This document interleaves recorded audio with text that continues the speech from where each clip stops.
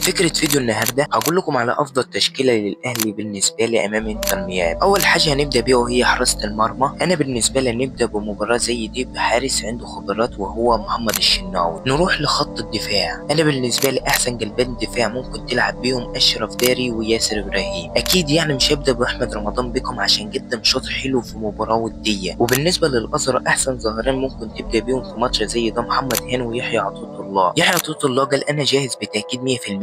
واكيد يعني مش هيبدا باحمد نبيل كوكا ولا كريم الدبيس. كريم الدبيس عشان ما عندوش خبرات خالص، واحمد نبيل كوكا مستواه مش افضل حاجه. بالنسبه لخط النص انا هلعب بواحد مركز 6 بس، بسبب لو انت لعبت باتنين مركز 6 يبقى كده انت هتدافع عشان الازرق عندك مش افضل حاجه في الهجوم، وطبعا ما ينفعش تدافع قدام ميسي علشان ممكن بتمريره واحده يخلص لك المباراه. وانتر ميامي مش افضل حاجه في الهجمات المرتده بسبب ان هم ما عندهمش سرعات خالص، وحمدي فتحي هو اللي هيلعب في مركز رقم 6. وهلعب باتنين صناع لعب، هلعب بين رمضان وامام عاشور. بين رمضان وامام عاشور نفس طريقه لعب بعض بالظبط، اللعيبه اللي تدافع لك وتهاجم لك. بالنسبه لي بين رمضان من احسن الصفقات اللي جت الاهلي الموسم ده. وبالنسبه لخط الهجوم انا هبدا باسامه ابو علي تريزيجيه زيزو. دي افضل خطه بالنسبه لي. كل رايك في الكومنتات. سلام.